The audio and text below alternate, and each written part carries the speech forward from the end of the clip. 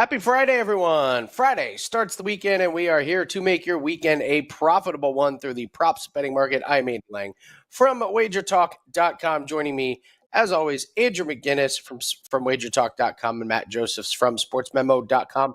We have an amazing show for everyone. You are going to want to stick around. We've got our best bet of the week coming up at the end of the show, and we are going to break down 3 player props for the NFL weekend. We're getting you ready for the start of NFL season. We've got 2 receivers and a quarterback to go over. We're also going to talk some CFL props, UFC props, and some college football. Guys, please, while we're breaking all these down, just give us a like. Hit the like button there while you're watching, and we're helping you cash these tickets. We're going to start with a request from a viewer. He said it in the chat last week, and we love this prop. We decided to break it down. We're going to go with Chris Olave, and we're going to talk his receiving touchdowns. The number is 5.5 touchdowns. Matt, coming to you first. Chris Olave, this number at first seems a little bit low. I don't know about you. When I did a little deep dive, it's not the lock that I thought it was. Matt, what do you like on this one? Chris Olave, over under 5.5 touchdown catches. So he had 4 last year, and that was without Michael Thomas playing at all. And now Michael Thomas is hopefully going to play. Of course, we don't know how many of the 17 games he's going to be in. I can pretty much guarantee he won't play all 17, and then Olave kind of moves up a little bit. And then you look at the rest of this wide receiver room, Rashid Shaheed, you've got Traquan Smith, you've got Keith Kirkwood, A.T. Perry. There's always the Taysom Hill factor, which they seem to love out there, although I don't know why. Juwan Johnson's there. There's Jimmy Graham for some reason. I don't get that either. But, I mean, there's a lot of potential receivers and skill position guys to feed a little bit here. And you got Derek Carr, who's an upgraded quarterback, I would say. I think he fits well in this offense. And I kind of lean towards the under here, Andy. I think that's kind of where you're hinting here, that it seems like an over, but it's not. I'm going to play the fact that I think they're going to throw it to Michael Thomas a lot, at least until he gets hurt. And then Juwan Johnson was kind of a sneaky tight end when it came to touchdowns. And then, as I mentioned, the obsession with Taysom Hill in New Orleans, he takes touchdowns away from pretty much everybody. So it seemed like an over, but I kind of look at the under here, Andy. Andrew, coming to you, Chris Olave, 5.5. Are you going over or under on this prop? Andy, I found something that said that he was one of 3 receivers with 1,000 yards receiving to not get over 5 receiving touchdowns. I mean, the people say the positive regression, negative regression. Looking at that statistic and looking at all the guys that were next to him kind of in that conversation, I understand there's going to be a lot more guys around him. There might be some competition. And really, talk about the quarterback upgrade. I can't believe we're going to be sitting here and talking so positively about Derek Carr. He's not my favorite quarterback in the world, I'll tell you. But I feel like if you look back, time of possession is a stat that I look at quite a bit, whether it's for me betting props, whether it's betting totals in the NFL. This is a team that took a long time to march the field. Whenever they were driving, they took a long time. It was always very short, not that creative plays. I think this year might be a little bit different. They might open things up a little bit more. And I feel like with that, all of his touchdowns aren't going to be just like red zone 10, 15-yard tosses. He might get an explosive one, catch one, and break out, for a 35, 40-yarder. And if he does that, I think there's going to be plenty of those red zone targets as well. He was up there in the team as far as the red zone target share, like I mentioned. And just the fact that I found that number, one of 3 receivers in the entire league to reach the 1,000-yard mark, but to not get over 5 touchdowns, to me, I thought that was a bit shocking. And I know there's some competition around him right now. And I love the Taysom Hill comment, but I still think that Taysom Hill is only there for when they're close. So I feel like Chris Olave will be able to get some touchdowns when they're not just 10 yards away. So call me what you guys want. I'm going to take the over here. I like it. Oh, I love it. I love it. I'm breaking the tie, and I'm leaning just a little bit under. So, Matt, you mentioned Juwan Johnson. I mean, he had 7 last year. So we got Juwan Johnson, Michael Thomas, Taysom Hill. Don't forget Alvin Kamara is coming back. Jamal Williams, maybe. And I went back and looked. So Derek Carr, he's only had 1 year in the last 5 years where he had 2 people catch more than 5.5 touchdowns. So this is a guy that Derek Carr really favors one person. If it's Olave, he probably goes over. But if it's not, if it's Jawan Johnson in the red zone, if it's Michael Thomas in the red zone, I think we could be looking at a really disappointing year touchdown wise for Olave. So I'm going to lean the under. I think this offense may look a little bit like it did last year, despite that. I think we all agree they upgraded a little bit at quarterback. I think there's too many weapons once they get in close. So at 5.5, when I first saw this number, I thought, oh, I'm easily going over. I lean slightly to the under on this one. And if you drafted Chris Olave, I wouldn't be surprised if you're sitting on a receiver that catches, 90 passes for 1,100 yards and then ends up with only 5 touchdowns. So as much as we love Olave, going under 5.5 touchdowns. So very surprised by Matt and I going on the under here. So Matt, I'm coming to you first. Tell us what you have up at sportsmemo.com. I know college football is already off and running, and we're going to get to another one of your DFS lineups. You only gave out like one of the best DFS lineups ever last week, so we're going to get to that later. But we're talking DK Metcalf here, and his receiving total is 900.5 yards. I know on FanDuel it's 925.5. So first off, tell us what you have up for this weekend, where we can find you at, and then let's break down DK Metcalf and whether we like his over-under on receiving yards. Yeah, obviously, college football Friday, Saturday, Sunday, Monday. So there's plenty going on there. You can find it at Sports Memo. I haven't put up today's yet. DraftKings being a little weird. There's no team totals up right now, so kind of waiting on that. And then also, baseball's going really well. 7-0 the last 2 days, 18-4 run in my last 22 baseball plays. So there's a 6-pack of pitcher props for the card tonight. I really like some of the K props that we found for today. So you can find those at sportsmemo.com. And it's interesting because DK Metcalf, you kind of remember how he came into the league and he was this physical specimen and everybody loved what he was doing. And of course, he had that 1,300 receiving yard year with Russell Wilson in 2020. And you're like, man, this guy's going to have a great career. He's going to do all these things. And then you look and he has 967 and 1,048 yards the next 2 years with Geno. And it felt like last year they were more of a running team, when it came to just running their offense. And once again, we talked about mouths to feed in New Orleans. You look now, Tyler Lockett is there. You've got it feels like they have 17 tight ends. I mean, they always are one of those teams that loves putting in, the Will Disleys and some of the other guys, Noah Fant. And then now they add JSN from Ohio State, and I think he's going to get a lot of love. So it makes me think the under, but also I think this defense is just going to take a little bit of a step back. There's going to be a couple of shootouts in their future. So I actually do slightly lean to the over here. And as you mentioned, there are different numbers out there when it comes to this guy. There's actually 950 on Caesars and a half. So you could certainly see a bunch of different numbers here. But I lean to the over here only because I think there's going to be some more shootouts and they're going to have to throw the ball a little bit more than they have in the past. Andrew, coming to you, we're going to talk DK Metcalf. I know you've got a special that is up right now, your 5% plays in CFL. They're almost to the legendary status. I mean, all you need to hit is a couple more, and then we're talking legendary. They've been fantastic. I've been following along with you. So tell us about the promo that you're running right now, and let's talk DK Metcalf.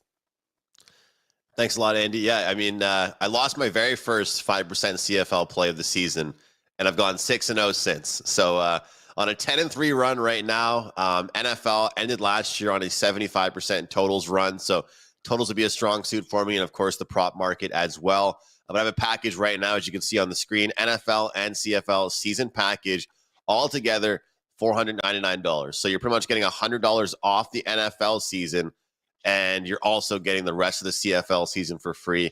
I always say this, and I'm not going to keep saying it, the money spends the same. No matter what sport it is, I think we all enjoy betting on certain sports more than others, and that's okay. That's completely fine. But the money all spends the same. So you might enjoy cashing tickets in college football or NFL better, but when you withdraw, the money all spends the same. So look, I don't like being against Matt back-to-back times. Matt is very sharp with player props and with fantasy, but to me, this is the team where it's too many mouths to feed. Talk about Jackson Smith, talk about Lockett. There's just so many different guys. And you look at last year, even the target share he had. And even last year, he was number 2 as far as target share in the red zone. And I know that we're not talking about touchdowns here. We're talking about yards. But it just seems like last year, under Geno Smith, he was the guy. I mean, and I don't like to ever go under when a prop includes a guy like DK Metcalf, because he can just break out for some massive and monstrous games. But I think this number is where it is for a reason, because there's all kinds of guys around him that can make plays as well. And what I kind of found about the Seahawks, even over the past few years, whenever I watch these games, or I'm deciding, okay, is it going to be a Lockett week or is it going to be a Metcalf week? And now you're throwing some other guys as well. It really seems like it's just one of those guys that pops off and the other guy has an off game. I don't remember the last time I saw both of these guys have like almost an equal football game as far as the receiving goes. And I don't think DK Metcalf and this 900.5 number can afford any down games. So that's why I'm leaning towards the under, because I feel like as much as he'll be good for us to pick our spots on props on a week-by-week basis, there might be some weeks where other guys are taking that, front step and he's taking the back step. And if that's the case, he might hurt the season-long prop. So lean to the under for me. I think this number's dialed in pretty good here. This is about what I would cap it at. He played all games last year, so the guy's durable. 90 catches, got over 1,000 yards. Tyler Lockett was over 1,000 yards, but they were both just barely. They didn't get to 1,100 yards each. One thing that was interesting, their second leading rusher last year was Geno Smith. So I don't know how great their running game really is. I know Kenneth Walker is there. I drafted him in a fantasy league, so I'll be monitoring the Seahawks running game. I think they're going to be throwing a lot. I'm not sure how great their running game really is, and I'm not sure how much depth they have. I know they have Charbonnet, I believe is how you pronounce his last name, Matt. You may help me with that one.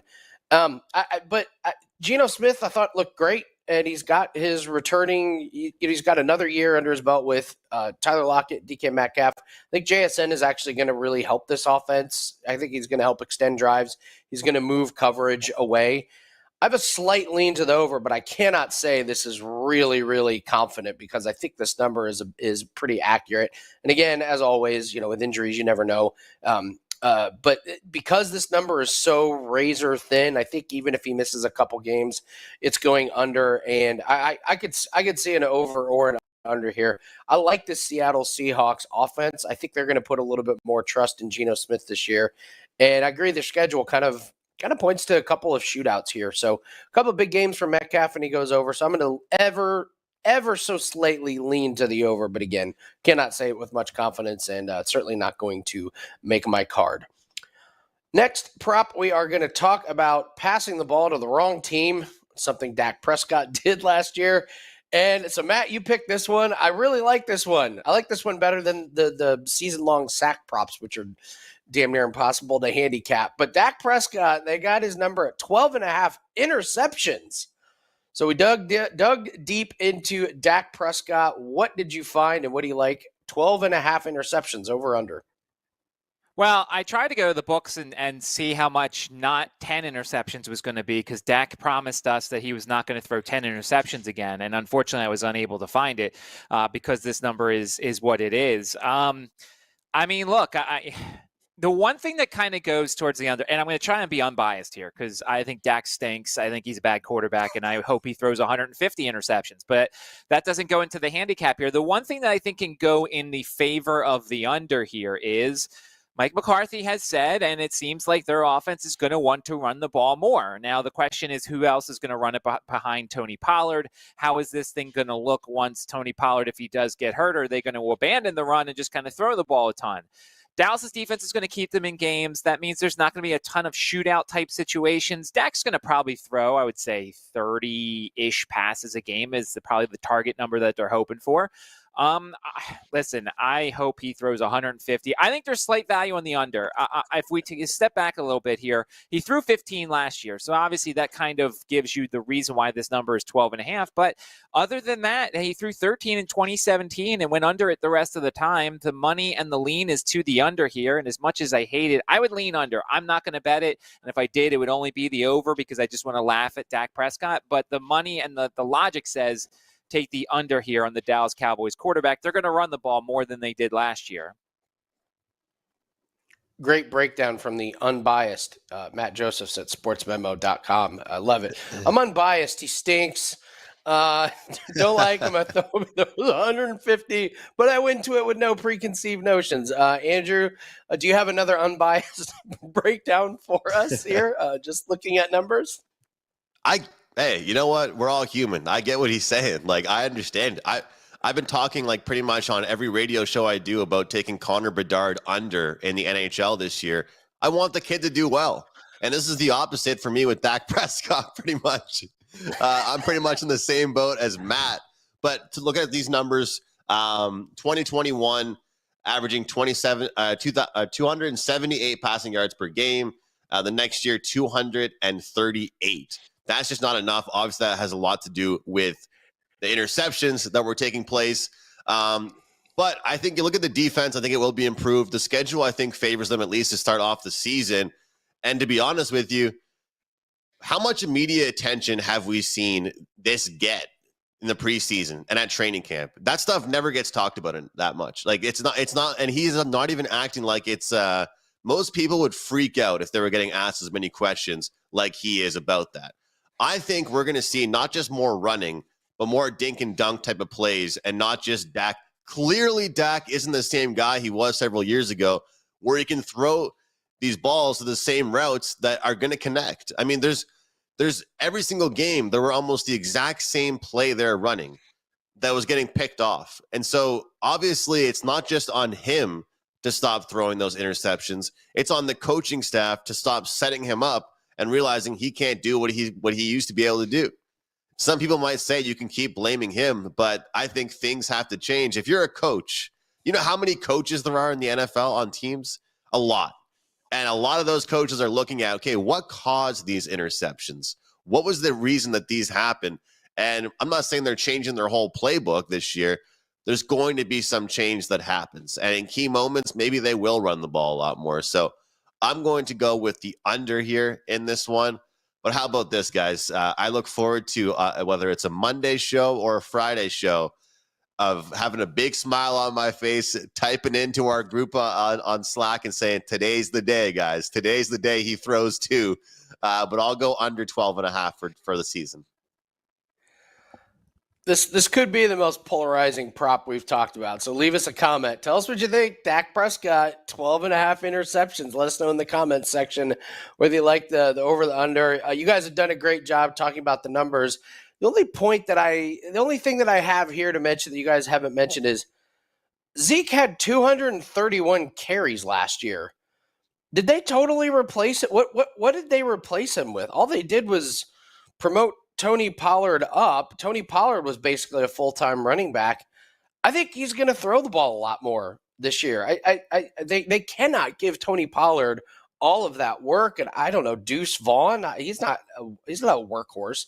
So I'm going over just because I think he's going to be throwing the ball even more than usual, just because I'm not really sure where this ground and pound running game is going to come from. I mean, Zeke came in and softened up the line. Pollard seemed to have the more explosive plays. And a lot of games they were able to use those guys to run out the clock if they were ahead. And I don't see it. I think they're going to put him in harm's way. This is a coaching staff that has not exactly been known for, their finesse and their, long-term thinking and their brilliant strategies. I mean, they haven't. I without Zeke, I think it's like, well, it's the Dak Prescott show. Let's have him throw it 45 times a game, and it's going to go to the wrong team sometimes. So I'm gonna lean over. And of course, we always, in order for these overs to hit, he's got to be healthy. But last year he got over this total in only 12 games. So I'm gonna lean over. If he plays the full season, I think he pretty easily gets there. So we got Chris Olave. We talked DK Metcalf. We talked Dak Prescott. Leave us a comment. Let us know what you think about these props here. And thanks everyone for joining us. Don't forget to hit the like button. Matt, I'm going to come to you to talk about college football DFS lineups. You explained this to us last week. And I had never even really thought about it. And then you come out of the gate with a lineup that finishes, 17th out of how many people? It was a lot, over a couple of thousand. Wow. That's Not a big deal. That's amazing. Not a big deal. That is amazing. So, all right. So first off, give us a quick little recap of your strategy for last week, because I believe you depended on one really, really low priced guy, which kind of opened up that you were able to put some bigger names in there.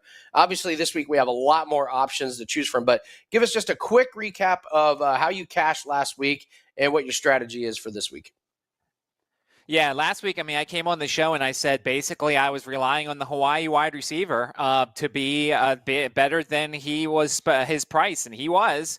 He had over 100 yards receiving and a touchdown, and it basically made the difference because I was able to fit Caleb Williams. I was able to fit the other really good quarterback, and that's what you kind of do when you come to DFS in college football is they give you the opportunity to fit two quarterbacks in, so why not do it? And then last night's lineup won despite getting a 0 from my Nebraska wide receiver because it felt like Nebraska never threw the ball, which was a little disappointing. So that was interesting because my FCS quarterback had 5 touchdowns, 4 passing and 1 rushing, so that really worked out well. So I've got one for tonight. This one is on DraftKings, and it's a smaller lineup here because obviously there's not a ton of games when it comes to tonight. You have Kansas, you have Hawaii here. So basically what we're doing here when it comes to this lineup is we're taking Hawaii's quarterback. They've got Stanford at home. They've got a game under their system, and we're taking Hawaii's top 2 wide receivers, McBride and Ashlock. Once again, Ashlock's still pretty cheap, and so we're really capitalizing here on the fact that Hawaii gets back home and they get against a defense that's exploitable. And then we're also going to go, Kansas has a FCS opponent tonight. We're going to take their top 2 running backs, Neal and Highshaw. When one guy's out, the other one's in. I think Jalen Daniels is is not 100% for this game, so I think Kansas relies on their run game a little bit. Hopefully they do. We'll take both their running backs. Miami's got Miami, Ohio in a battle of Miami supremacy. Tyler Van Dyke's not 100%, but I'll take a shot that he goes and puts up a couple of touchdowns. And then the difference maker here, because there's a bunch of different options on the Miami Hurricanes wide receiver group, I'm going to go with the deep threat here, Jacoby George, hoping that he breaks one off for like 50 or 60 yards. He will be the difference as to whether or not this cashes tonight. So 3 Hawaii guys, 2 Kansas guys, 2 Miami guys, and Michigan State's #1 running back against Central Michigan. They're going to want to run the ball a lot with some young quarterbacks. That's my lineup on DraftKings for tonight. Great work, Matt Joseph. There's a free lineup for your DFS. I foolishly didn't tell you last week, Matt. I'm not making that mistake again. So, a great work breaking that down, and that also helps a ton with player props. If you're looking at some of these guys just on their player props, great information from Matt Joseph. So you can find all of his plays at sportsmemo.com. Andrew, coming to talk a little bit of CFL. Congratulations on your big run on 5% plays. I've been using CFL. Basically, their money lines to complete parlays, and they've just been fantastic. I mean, the Toronto Argonauts on the money line, the Blue Bombers. I'll be using them this week. We're talking some props here, though, in CFL. It's another category we can cash in on. What do you like CFL player props? There's one I like the most, Andy, and I can't give out player props to clients because not everybody can get down on it. I think most people should because there's usually passing props, rushing props, and a couple of receiving props that most people can get down on, whether it's FanDuel, DraftKings, a handful of those books. But I'm looking at over 43.5 rushing yards this week for Saskatchewan Rough Rider running back Jamal Morrow against the Winnipeg Blue Bombers. In the last 3 games, to open up the season, it was a pass catcher. He was a running back, but he was catching the ball a lot from the back. Past 3 games, he hasn't caught one pass. Over the last 3 games, he's gotten at least 13 attempts. During that stretch, totaled for 47 rushing attempts, 187 yards. This Winnipeg Blue Bombers team, as much as they've been so dominant over the past several years in the CFL, this year, their run defense has not been nearly as good as it was in the past, and they've given up some big runs in maybe 3 of the last 4 games. And Saskatchewan, their goal at home is going to be to keep things as tight as possible, keep Winnipeg off the field, and they're going to utilize Jamal Morrow, I think, more than anybody else on their team. And that number at 43.5, based on the numbers we've seen from him over the past few weeks, and looking at the quarterback situation for Saskatchewan, Jake Delagalla coming off one of his best performances of the year, but let's face it, he's still a third stringer. If there's ever a game, this is a rivalry week as well. in the CFL. If there's ever a week where a team is going to stress how important their running game is, it's this week. This is my favorite prop in the CFL this week. And we're looking at Jamal Murrow over 43.5 rushing yards. Great work, Major McGinnis. He is over at WagerTalk.com. He's got a really nice special to get the rest of the CFL season along with the complete NFL season. Go check him out at WagerTalk.com. We're going to go over our best bet in just a minute. I was going to talk a little bit about some UFC props that are up, and actually our best bet is going to be a UFC prop as well. Everyone made weight that we had some injuries early in the week, so we had some fights get moved around a little bit, but everyone made weight. And because Jocelyn Edwards made weight, you have to take Jocelyn Edwards to win by decision. I've broken down her fight on several videos just because the woman she's fighting is just not a UFC caliber fighter. But Jocelyn Edwards is not a finisher. You know, she's a point fighter. She's going to stick and move. Because she made weight, I'm all in on this. So Jocelyn Edwards to win by decision is plus 150, which I can't believe, honestly. I mean, this is a woman that's won her last two fights by split decision. So take Jocelyn Edwards to win by decision.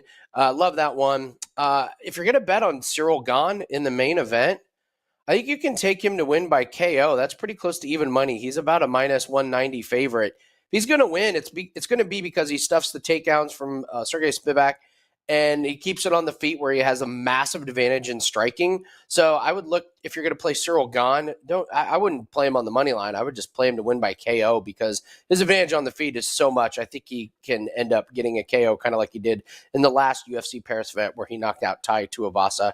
And one of the fights that got moved around was the William Gomis is now fighting Giannis Gamori. This fight is going to go the distance. These guys are not finishers. Fairly low volume. I actually think Gomis may take him down a little bit. And if you're looking at William Gomis, who's a pretty big favorite in this one, you can grab him at even money to win by decision. Gomis it's like kickboxer stance. He'll take you down a little bit, but he's not a knockout or a submission. To win by submissions plus 1,200. So you can basically eliminate that. And you get Gomis at even money to win by decision. So those are a few UFC props that I have. I'm running really well in UFC. I got to say, on a 4-0 run in MMA, we've had success with Dana White Contender Series. We've had success in the PFL. So I have two best bets that are up at WagerTalk for tomorrow's UFC Paris card. It's a sport we're running really, really good in. So I would encourage everyone to go grab that. It's a 2-pack up at WagerTalk.com.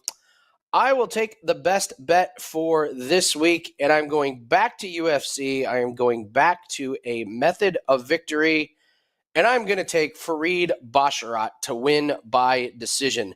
Farid Basharat and his brother, David Basharat, these guys, they are fantastic fighters, but they're not finishers. They don't KO people. They don't submit people. They look alike and they fight alike. And Basharat is a massive favorite against Clydeson Rodriguez.